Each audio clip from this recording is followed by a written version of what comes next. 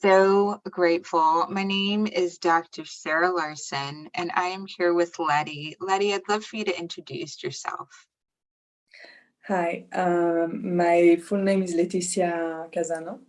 I go by Letty because it's easier in all the countries. Especially for me.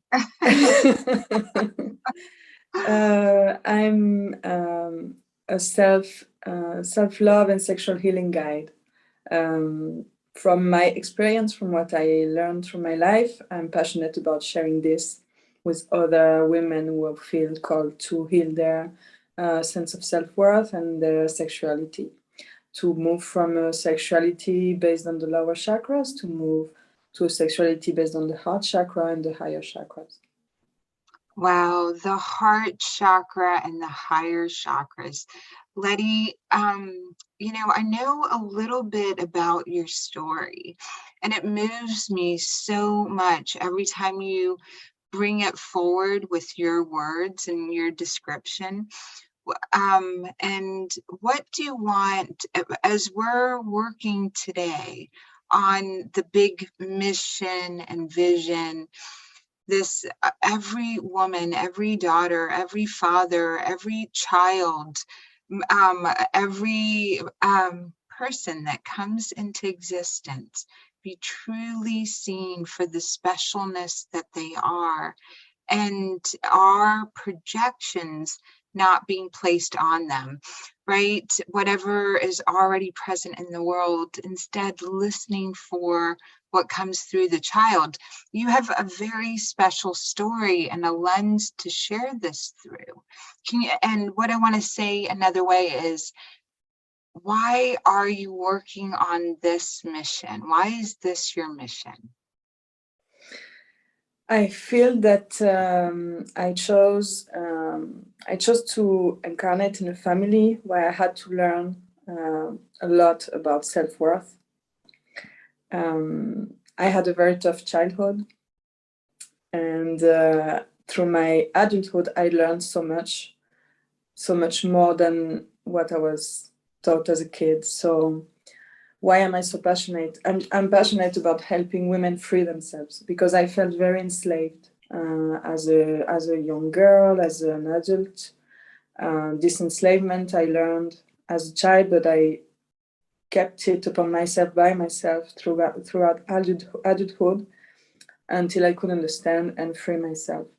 So I really want to help other women to also be sovereign of their body, of their sexuality, and recover the sense of empowerment. Stop giving your power away and reclaim your sense of empowerment. Reclaiming your sense of empowerment. It's so beautiful. At one time you felt disempowered, and then you went through so many trials and tribulations, and then you discovered how to embody that, and you've been helping women do this for a while. I would love for you to jump in and just start telling a story about your why you do this, as you had to do it for yourself. And once you got to where you are, you learned and you loved so deeply, you went to Egypt, and that woke a next level. I want to say all of that another way. You have a program that you have been sharing with women since before you went to Egypt, and now it's taken such new root and such new light since you went to Egypt. And so you are an expert in the area of, I say expert because you healed it for yourself. You carry the vibration of healed around this. You're working through deeper layers to help other women heal. You lead groups of 8 or more at a time through a journey and a process. It's so beautiful, just like thinking about your life and what you experienced in your mission and the next levels of it. As I'm talking about this, I'm moved to share. Where do you want to take the conversation next? What direction? What's the next thing that we talk about? I would love for you to share your story of how you discovered it and why you teach women 8 at a time, because it becomes so beautiful. Yes, it's my journey with the goddess, is finding the goddess without and then within. And the goddess has many forms. And first, if I remember correctly, the first one I connected with is Mary Magdalene, and Mother Mary too, because they are quite linked, if not the same. We don't know. Blessed Mother Mary gave Mary Magdalene the blessing. She was, and if they are the same, she gave herself the blessing. It's so beautiful, right? Yes. So beautiful. Yes, being Mary sovereign. Magdalene, Mother Mary, that Mary, take it from there. I interrupted. No. Yes, so first it was Mary Magdalene, but it's also Venus. And Venus is the Roman goddess, but she's Aphrodite in Greece and she's Inanna in Sumeria. And once I connected with, I got chills. Once I connected with Inanna,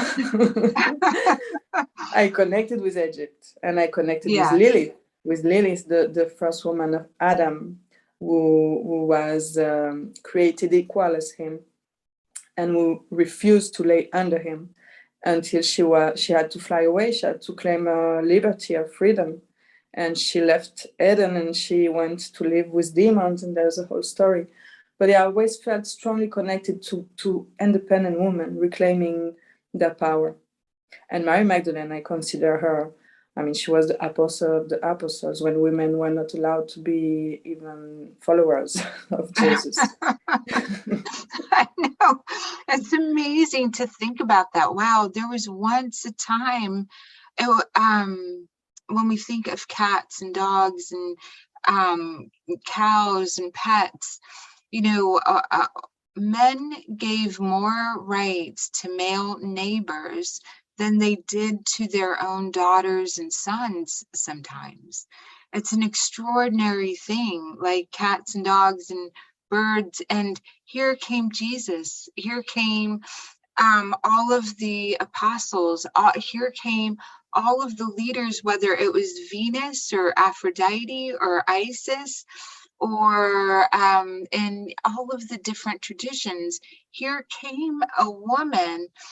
Mother Mary was the first. She said, hey, divine birth is happening through me. The Holy Spirit came, Angel Gabriel came.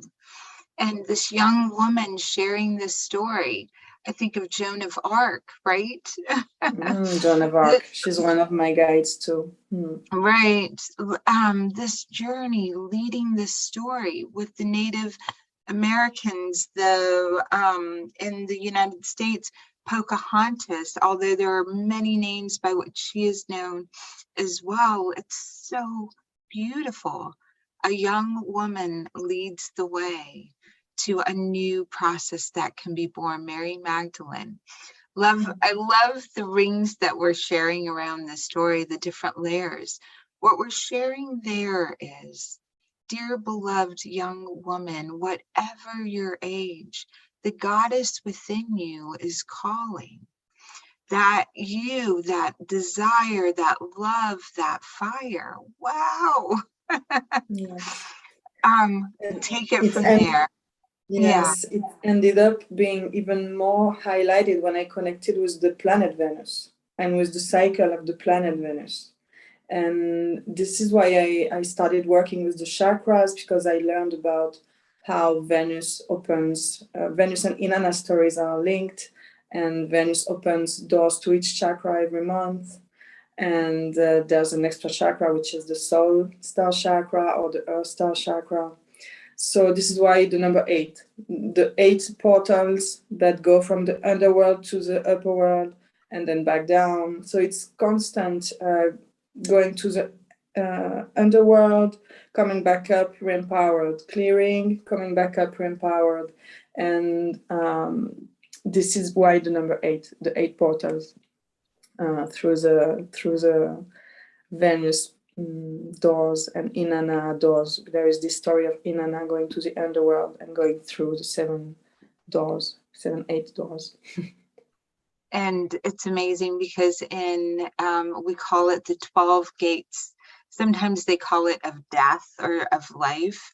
And when we trace it back in Egyptian mythology, it can be said to be 9 gates.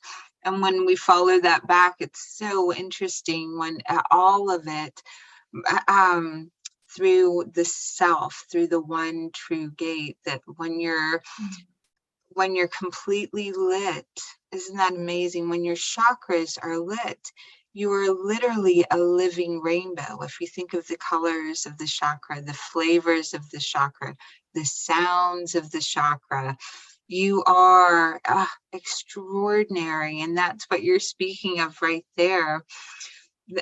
Each of the women that come together, it's a perfect mix. They each express themselves, and then together the rainbow, the chakras lit up, the sensations, the possibilities. The ancient Egyptians believed once you had your 5, 6 senses, and it's there in the temple of Denderah, it shows you all the different elevations of your own personal senses. Just like anything, when you learn about your sense of smell, and you can then differentiate, you can become a wine sommelier. You can, with the cheeses, you can discern the different cheeses with sounds. And what Letty is sharing here is, wow, through your root chakra, through the lower and all of the chakras being activated with each other, you are then lit like a rainbow. All of your senses sharpen. You're able to awaken the higher senses. These higher senses are drawn into alchemy books of alchemy for humans. It's so amazing. This will blow your mind. But the chicken, 1 egg from a chicken is 12 times more calcium than the chicken ever consumes in its lifetime. Right? How does it do that? We as humans make 72 nutrients that we do not get from our diet. Our body makes those 72 nutrients. Isn't that amazing? Yes, it's amazing. And so when you have your higher senses on, you are able to turn everything into your life. What is your life like when you are fully empowered, when you are fully enriched, right? Give an example of some of the stories that have come through the work, through you, your own personal stories. My own personal stories. I'm happy to share some. So as you're thinking, right, it's called hysterical strength. A woman that gets into an accident, hits a tree, the tree falls on the car, her baby is stuck in the back seat. This woman, she's not thinking. Every part of her is lit and on fire. She's a woman of faith and of hope and of knowingness and of integrity. And her child is in the back seat. In that moment, she's able to lift that limb, pull that baby out. All of those amazing feats. At the same time, another woman who has had an experience that she didn't have words for. She's at university. She's walking around. Light goes dark. She forgot to get inside or get with a friend while she's outside in the dark. Since she was a child, she had made sure she always had someone with her when she was outside. And now here she was at university, walking, and all of a sudden her body hysterical paralysis. This healthy young lady stops functioning altogether. Her body starts going limp, and she's an attractive young lady, and some guy walking at university notices this and rushes over and says, "Are you miss, are you okay?" She says, "Will you just walk with me? I've never been outside since this terrible experience since 12 years old, and I promised I would never be outside in the dark alone." And he begins walking with her, and she starts to understand through her research and her studies, wow, hysterical paralysis, because I had this terrible event at 12 years old. Anytime the dark came out, I shut my body off, and her mind literally with fear shut her body off. Isn't that incredible? Hysterical strength, hysterical paralysis, from being able, you have that power. Yeah. In my case, I'm since I was born, I'm very connected to sexuality. I have a lot of sexual energy. So, which is why I attracted bad situations when I was not empowered. But now I'm very magnetic. I'm very, very magnetic. And I can experience, for example, in Denderah, I experienced spontaneous orgasm in the temple of Hathor. And I feel, I can feel a lot of energy in my heart and a lot of pleasure, which is not the one you are used to, right? And recently I have a story I can tell that I had a very romantic experience in the metro in Barcelona. A movie kind of experience of no words and exchange with a stranger, everything in the look, and he ended up kissing my hand without a word, and then I had to exit the metro. And it's just a feeling good. It's just an experience. It's a soul level love. What if everyone walked around with soul level love? Amazing, right? And the first experience of our, I don't want to take the story because it's really important for me to hear your story here in Denderah. So I want to make sure that you get to share this incredible story of being the young you and expressing this energy and just being you, not anything, not having labels for it as a child. Yeah, I don't have memories from my childhood. I have, I think I have erased everything. It was too traumatic. So I don't have clear memories, but I had a lot of shame. I had a lot of shame and guilt I had to release. Because I was made to feel dirty and that this sexuality was not okay, that this sexual energy was not okay. So it's really hard. It's really hard to have this weight and this shame. You don't understand why. You feel like you've done something terribly wrong and you've done nothing wrong. And the work is finding out you've done nothing wrong, and you can release the shame and the guilt. Releasing the shame and the guilt, so important. What is one of the steps that you take for that? I think the most important is recovering the self-worth. Because if you don't trust yourself, I was disconnected from my emotions, from my gut instinct, from everything, so disconnected.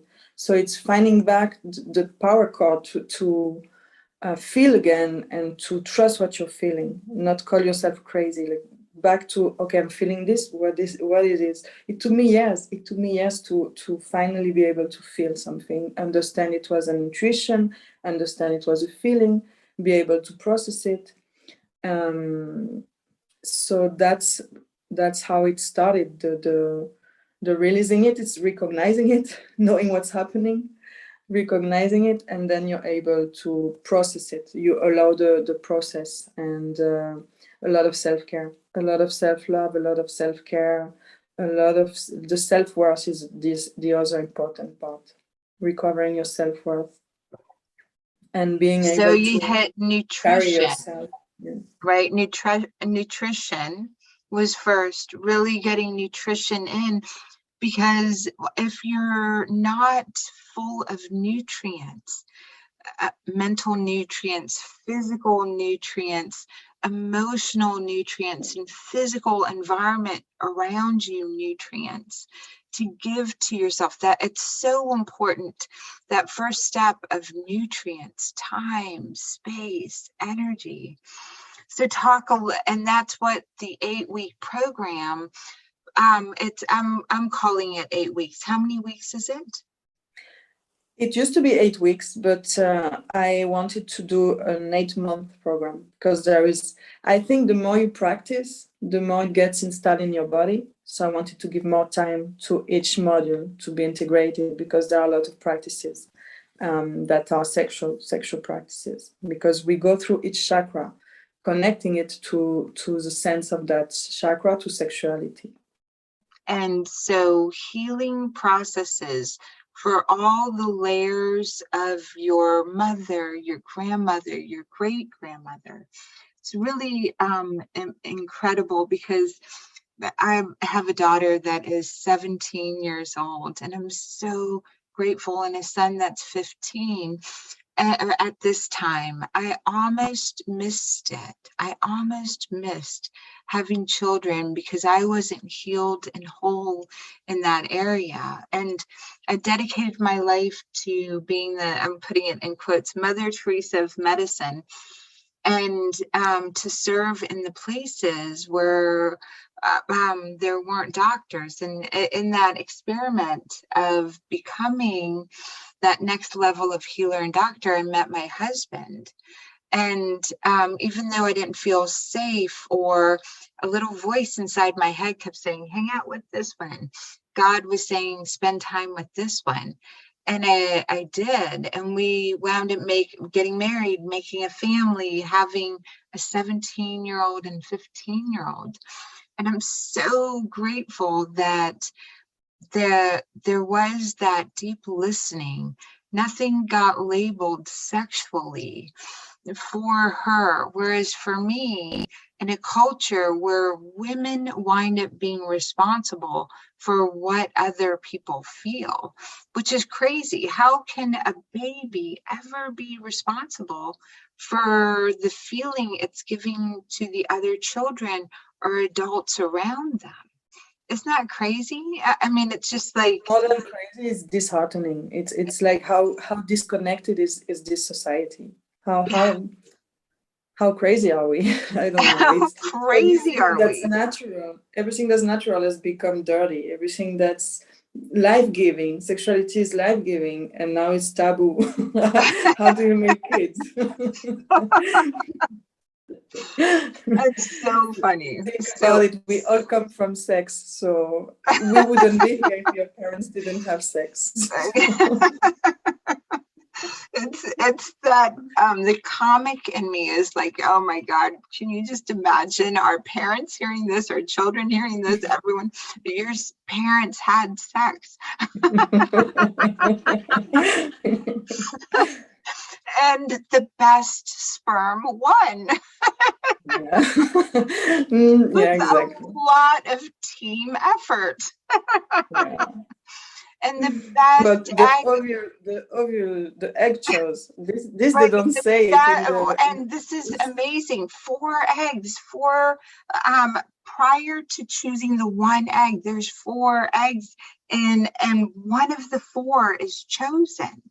And they give all of their nutrition to that one egg and say, go girl, you go girl. The egg is an X, and the sperm can be an X or a Y. You know, it's a factor that all of the sperm got together and say, go dude, go.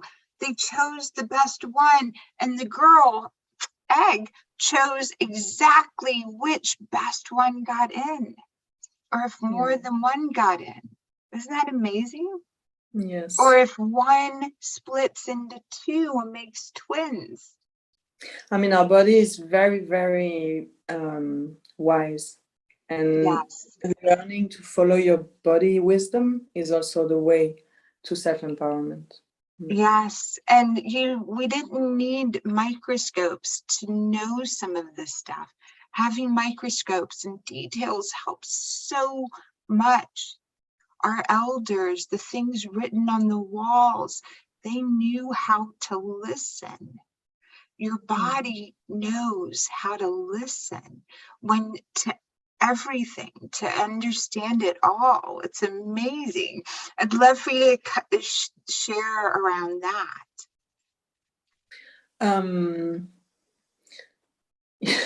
I got lost in the way about the body wisdom, yeah. The body wisdom. So we've hit on nutrition. And we're talking about nutrition. We're talking about 8 weeks. Oh my gosh. And then this will be an 8-month program as well for people that want to dive into it deeper. And we also, if that's not enough, have a trip coming up to Egypt. I'm so excited about it. Isn't that exciting? Yeah. Yeah, I can't wait. Yeah. So, from here, this program, this time, this journey, how does time expand for you when you're doing the work that you're here to do, right? How does life expand for you? How were those orgasms, right? They might have been a second, but in your body, it was lifetimes of a higher sense being awakened. Totally. Yeah, tell the story of Denderah, and then the reason that I'm asking this is because you don't need a location, is what your second story shares. Denderah became the place at that time in Egypt, but you also experienced layers of this on the subway without a word exchanged, in the beauty of another's eye, in the sacredness of that moment and of that recognition. And nothing, even if that kiss on the hand wasn't exchanged, it would have still existed in its purity and in its wholeness. And so those two stories are so important. In Denderah, what happened, I mean, I would have this memory to cherish forever. It was so funny. I got way behind my group. We were a group of 30 women traveling together, and I got lost in the shops. For once, I went in the shops and I bought a sistrum of Hathor, and I bought oil, sacred oil for the temple. They told me it was for Hathor. I think it's tamarind. And so he covered me with this oil, and he gifted me an ankh. He put an ankh around my neck, and he offered as a gift. So I got out of the shop, and I saw nobody from my group, and I started to panic. So I thought, okay, I'm going to run to the temple because I was worried the time would be up at some point. We were late. I had my sistrum that was that really nice smell coming to me, and jumping around, and I started to think, something's happening, I have to stop. I started to feel a lot of warmth in my genitals, in my vulva, and I had to stop, and I was taken by waves of pleasure, but up to my heart. It was not a localized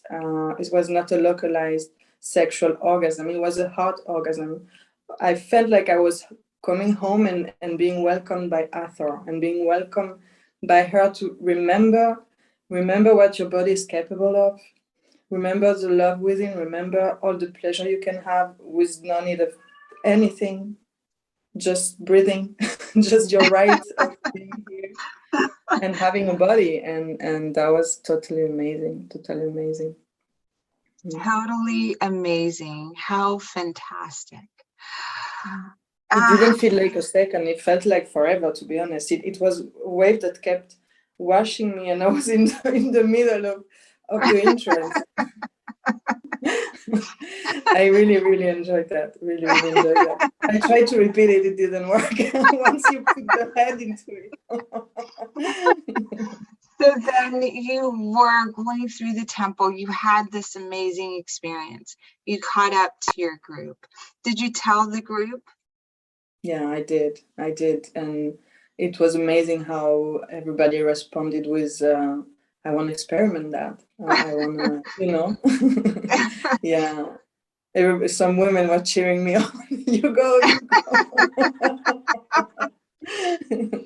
Beautiful. And then the beauty of being on the subway and having this experience.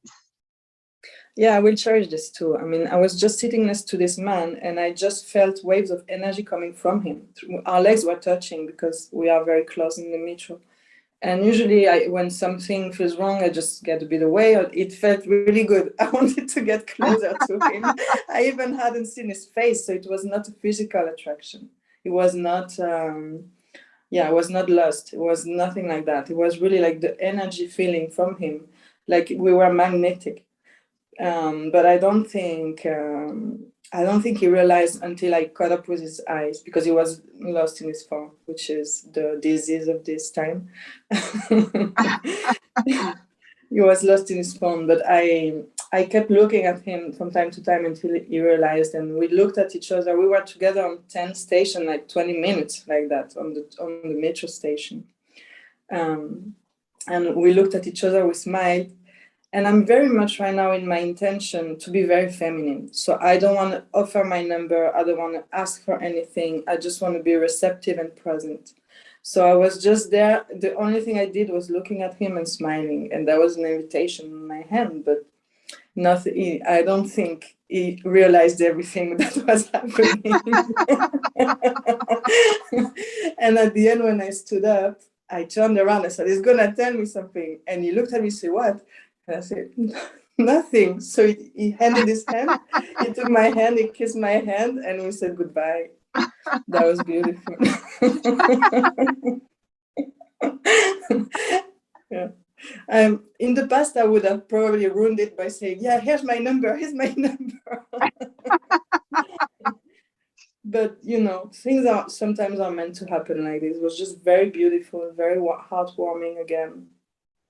And gives me hope that some connections are out there. Some connections are out there. It's so beautiful. And I love that you're sharing this here and you're getting the true place that you can always live from. In Miracle Makers TV, we call it the 3 graces. The grace that's always giving, the grace that's always receiving, the grace that's always witnessing. Each of your chakras and each of your processes, everything is so beautiful because once it's one, it's whole. And then once it's whole, it can be composed and reconfigurated in so many ways. When things are reconfigurated in the 3, right? The mother, the father, the child, what a beautiful experience. This gentleman shared a holy moment. And that he was the pure masculine, just giving. You were the pure feminine, just receiving. And probably the whole train they were looking. They were looking with the eyes full of questions. Like, what is happening, right? There's the sacred witness, right, of this whole experience, that 3rd thing, the present moment. How long was the ride? How long was the gaze? Timeless, lifetimes. How long that holy moment? How long when you love hearing what's going to be said next and you don't even know what you're going to say next, right? That's so holy. You're on the edge of your seat. Maybe you're delivering the message, or maybe you're fully present to hear it, or you're fully part of the witness of going, what is happening right there? and you're alive in the moment, like watching a sports match, right? The whole crowd. And I love the mystery. I love that when you said, what is happening here? I love when this happens to me, that it feels so magical sometimes when things happen. I need something, it shows up somehow. This is the miracle making, I guess. This is what I call the magnetism. Right. That magnetism, that wow. To breathe in that and to grow in that and to develop in that. How holy is every breath, every moment, and every part of you, right? So what we've done so far is we've talked a little bit. I'd love for you to share what has happened for you. What would you share what we've talked about so far? What stands out? From today, just this conversation. That it's possible to live in pleasure and joy if we just do the work to release the ego and not release the body. I mean, my work is very embodied. It's very embodied. We're still humans, and we're still Yes. here to feel things and to be in our bodies. But it's if we choose to let go of the heavy and live in the joy and the magic, it's beautiful. To live in the joy and the magic, so beautiful. For you, how would you share now the work that you do? What's the work that you do? I help women reconnect with their joy, reconnect with their pleasure, reclaim their pleasure, reclaim their bodies, reclaim the sovereignty of their bodies, be able to do what they want, choose, and be empowered in their body. Be empowered in their body. And when women come, they usually might have had, like I had trauma, lots of mislabeled from society, misunderstood. What are some of the other things that, for me, from medicine, I went into medicine, Mother Truth of medicine, my heart loved so deeply, and I didn't have permission from the rest of the world to love that deeply. And getting into my purpose, my work, my field, medicine, healing, and then learning more and more and more about it through spirituality, through ministry of all faiths, through leading trips, retreats, learning all of those arts, speaking with and revering the grandmothers. It's so incredible. And so important to bring in this understanding of, wow, your journey, right? What happened for you? Again, I'm gonna say it. It's all about sexuality with me. Like my identity was being a virgin because I wanted to prove my family wrong, that I was actually pure. I was not dirty. So I wanted to be a virgin, and at some point I gave up on convincing anybody. I don't know, something happened, and I decided I didn't have to be a virgin. And then I went on a road of promiscuity, but not by choice, not by enjoying that promiscuity. I think there's nothing wrong with promiscuity when you truly enjoy it, when what your soul is craving is this, that's fine. But I was being hurt by all those relationships. Because what I was looking for was not physical pleasure, was love, was intimacy, was connection, it was love. What I was looking for in the wrong places, in the arms of men who just were looking for sex and pleasure and lust. And it took me so long to understand that love was not there, and that I needed to respect myself more. There were so many layers also in my past, so many lessons that I had to learn, that everything came from what what was my magnetism, what I attracted also, what I allowed. So I had to learn to respect myself, to honor myself, to choose myself. Actually, at some point of my process, I married myself. And I knew it was not the end of my journey. It was like, I'm making the promise to be better with myself, to love myself better. And this is when I started giving yoni massages. Just after I married myself, I went on a program to learn to receive and give yoni massage. And now I help women through yoni massage. And yeah, every time there's a new step, a new layer. Maybe it will be done when I'm gone. I don't know. What's amazing, I shared this the other day. This is the comic in me, right?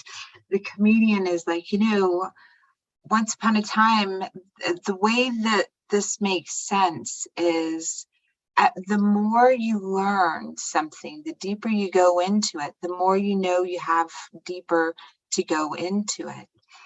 For example, Newtonian science, Newtonian laws. Newton's laws were 100% theory-wise, as long as the instruments measuring them weren't as precise. And now we've got more precise instruments. And so Newtonic mathematics still work at a large scale. What I mean by that is, oh my gosh, humanity on a large scale had to believe certain things to get to the next level. And now that there are more people that feel and understand feelings and understand systems, and lo and behold, humanity in each culture used to have a person whose family lineage just did that. They sat and they understood, and they were the people that gave that information forward to other people, so other people could make sense of all of the intelligence within their body. Newtonian studied out there and mathematics and the big movement and gravity. There were teachers and people and healers and great-grandparents or the elders that were taught these subtle emotional techniques. And when someone like that had so much love exist in their body to give love forward, to give healing forward, to give, there used to be a way to make sure that the elder would condition the parents or condition the community and help that thrive. And you are now teaching women how to embody what is rightfully theirs from the very start, because the transmission from the elders didn't go forward, and the next generation will be able to learn this. So grandma, great grandma, the healer's wisdom didn't get passed down forward. Somehow the authority got taken away or shut down or hurt into self-preservation. And here we are again in a world where everyone is ready to bring their message, their knowing, their intelligence, their freedom, their voice, all of that forward, so that women and the men that are with them in this understanding move forward, able to lead, like beautiful Joan of Arc, like Mother Mary, like all of Venus, all of the artists, all of that, for a child born of a mother that is fully alive in her senses. Imagine the children she will bear. I would love for you to take it from there. It's just you when you talked about body wisdom, I finally get clarity on what's something that happened to me. Yes. When I used to be totally disconnected from my feelings, my body would take on the decision for me. So I was in a relationship with a man I actually didn't love and wasn't attracted to. And I didn't like having sex with him. And instead of breaking up or dealing with this, I just never said no and kept having sex with him until my body turned up. He couldn't have sex with me. I had vaginismus, like he could not penetrate me, or it would have been very, very painful. And we ended up breaking up, and I never understood what happened to me, because then I never had this problem again.